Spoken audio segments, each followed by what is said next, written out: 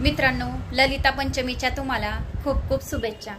तर मित्रांनो, आपल्याला ललिता पंचमीच्या दिवशी आपल्या मुलांच्या जिभेवर एम लिहायचंय। याच्याने आपल्या मुलांची बुद्धी एकदम प्रखर होईल आणि त्याशिवाय एम लिहिल्याने मुलांचे जे काही अभ्यास करत असतील ते अगदी त्यांच्या लक्षात राहील।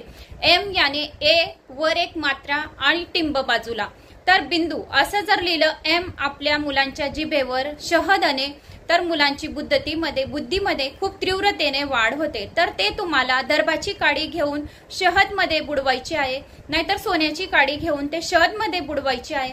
ते नसेल तर डाळिंबाची काडी सुद्धा चालेल, कारण की असे जर आपण लिहिले आपली मुलं चिडचिड करत नाही आणि कुठल्याही कामात त्यांना यश येते। जे जिथे जातील तिथे त्यांना यशची प्राप्ती होते। तर असे आपल्याला आपल्या मुलांच्या जिभेवर, मुलगा असो मुलगी असो, तर एम लिहा, म्हणजे त्याच्याने मुलं हुशार होतील।